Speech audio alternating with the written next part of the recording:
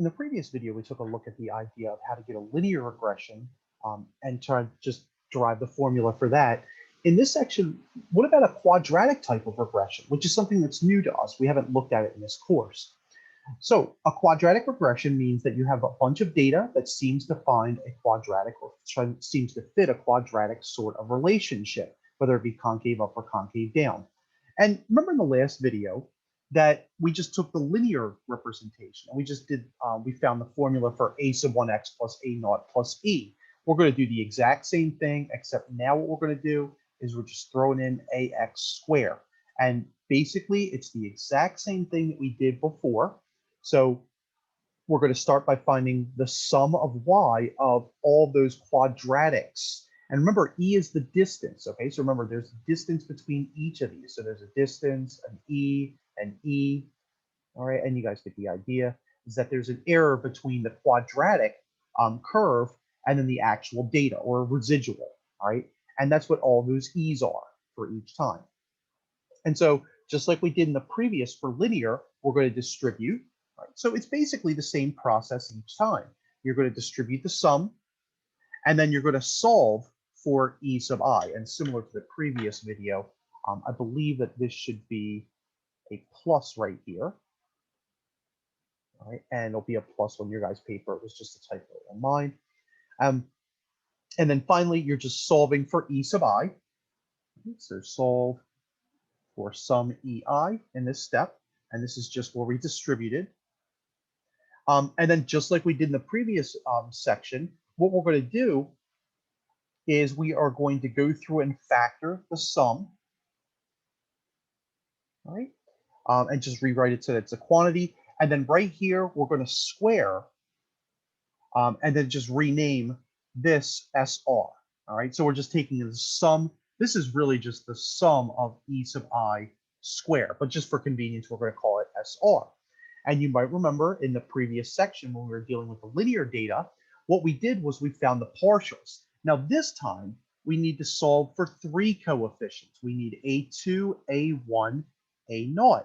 And so that means that we're going to get a system of the derivatives with respect to A0, A1, and this time A2. You'll notice that there's some statements that are in red and some terms. Those are really the only differences between the linear derivation and the quadratic derivation, right? So each time, all we're doing is we're just adding in a quadratic term. Now, just to make sure that you understand how to take the partials, okay? Again, we just take we use the power rule and we just move the 2 in front. So each of these, that's where all these 2's are coming from. And then if we take the derivative with respect to A0, anything that doesn't have an A0 is going to go away. And remember, we have the chain rule. So the derivative with respect of A0 inside is -1, which is how we get this negative. In here, anything that does not have an A1 is going to go away.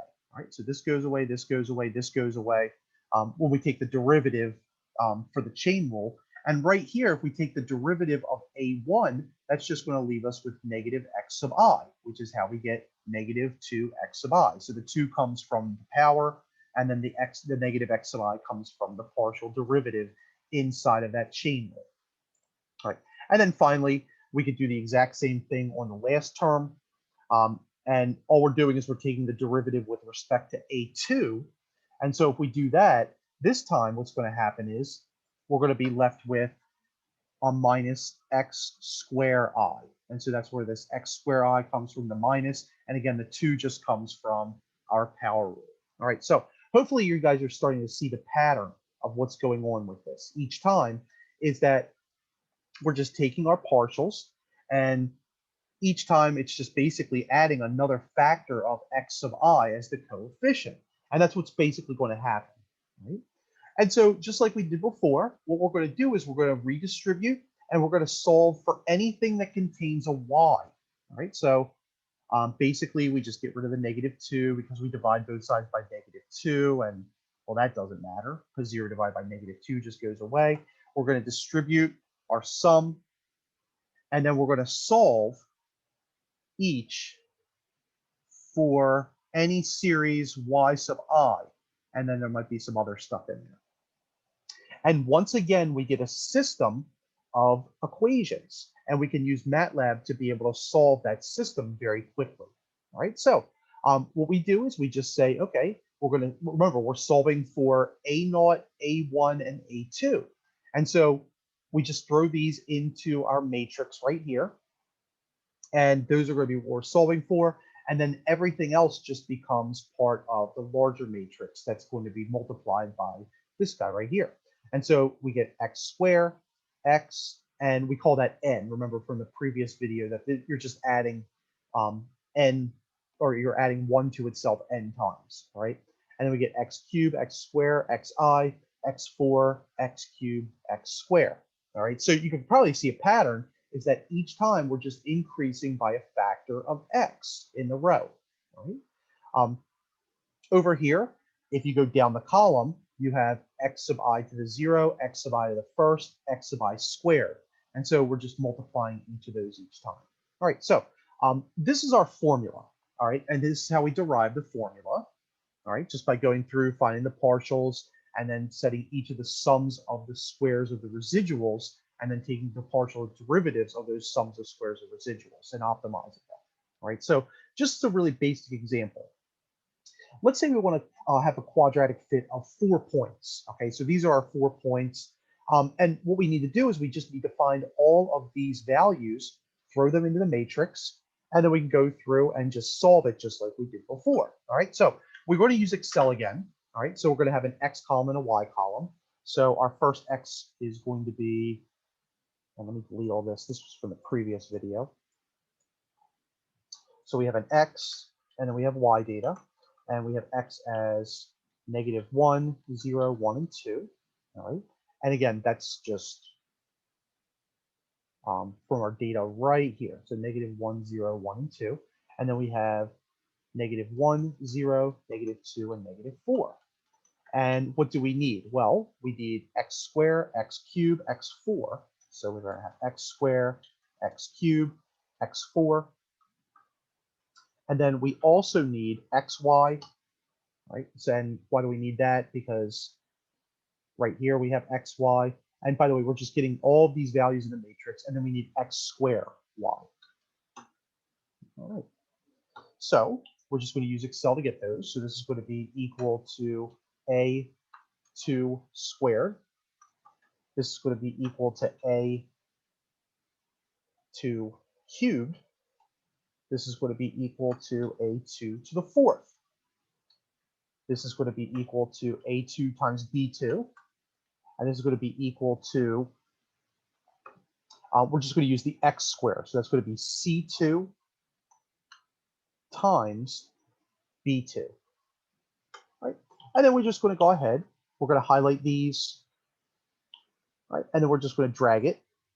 And that's just going to do all the computations for us. All right. And notice that this is exactly what I did right here to fill out this table. All right. So this table is just a replica of what we're getting here. And then we're going to find the sums.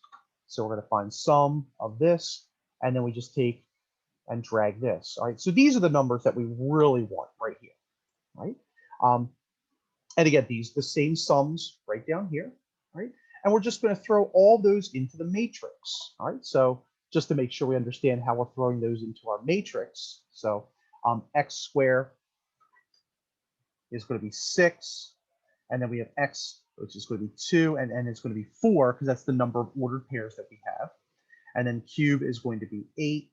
And x squared we know is 6. In fact, remember, there's like a diagonal that's going on here. If you look at our formula, all right, square, square, square, cube, cube. So this is going to be 8 as well. And then 2 right here. So, and the only thing that's new is x to the 4th, which is 18. All right, so that might be helpful as you're filling this out, is to kind of just use the diagonals to kind of help you, because they're all replicas. And then y is going to be -7. xy is going to be not -9. And then we have -19 here. And so what we're going to do is we're just going to throw it into this matrix. All right, so notice that 624, 624, 862, 862, 1886, 1886, and then -7, -9, -19 is this right here. All right, so just using the exact same values that we just found in Excel, I just transposed them in here for convenience for you. And now let's throw it into MATLAB. All right, and let's see if we can get to our quadratic regression for this. All right, so bring up MATLAB. Now, first of all, we have to program our matrix. All right, so our matrix A is going to be equal to, remember we said, and we're just going to flip this over. So we have 624 and then a semicolon. So we have 624 semicolon. And then we have 862 semicolon. And then we have 1886. And then our matrix on the right-hand side, B, is going to be equal to, remember we said -7 semicolon because it's a new row, -9 semicolon because it's a new row, and then finally -19. All right, now we're going to use A/B, and I'm going to assign that to the variable R. All right, and these are going to give us the coefficients A2, A1, A0. All right, so if we execute this, says it doesn't like it for some reason. Incorrect use of the equal operator.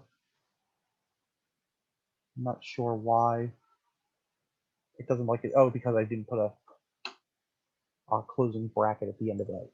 All right, so we execute this, and these are the values we get. Let me just make sure I didn't mess up anything. 862. I'm not sure how I got 18 in there. So 1886 D. Nope. We need a 6. That would be helpful. All right.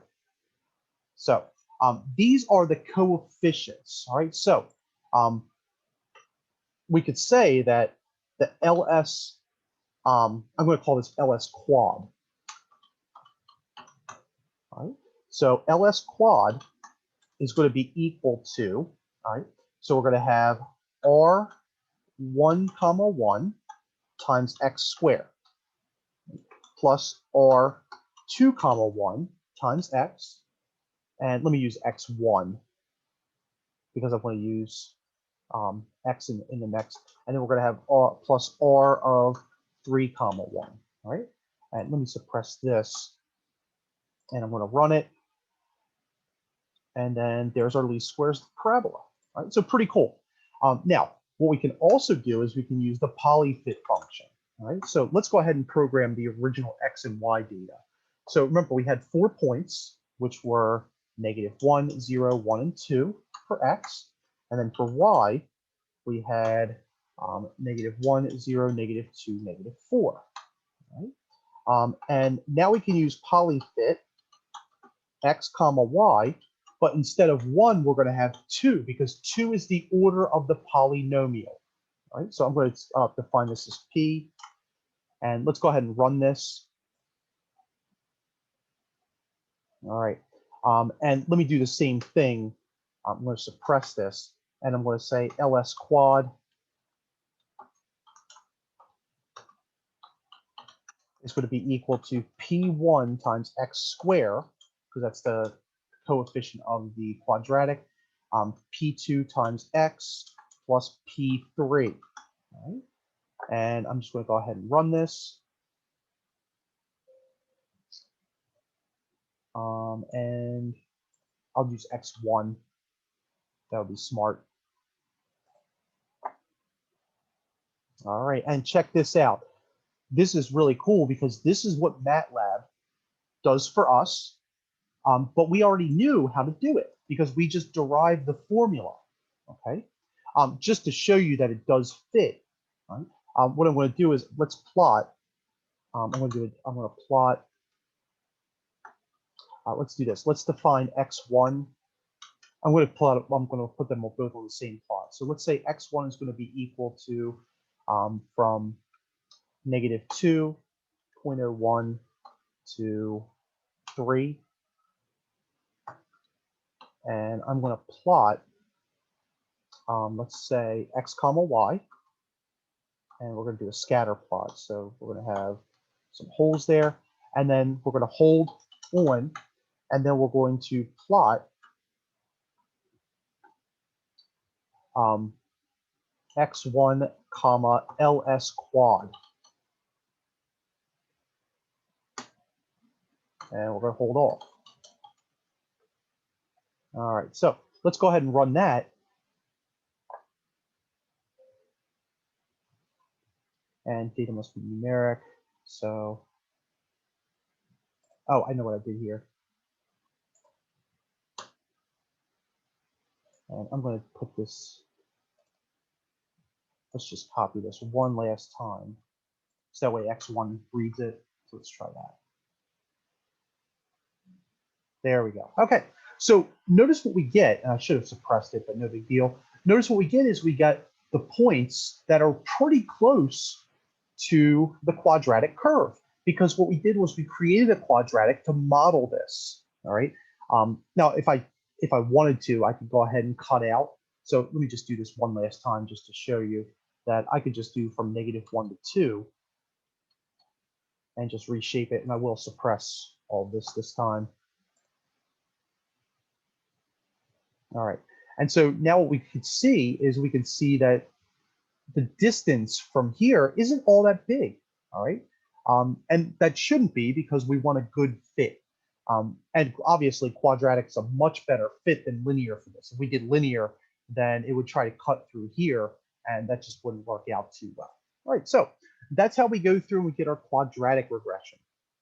In the next video, what we're going to do is we're going to start going through and we're going to build those from our own examples. And then we're going to start comparing linear to quadratic types.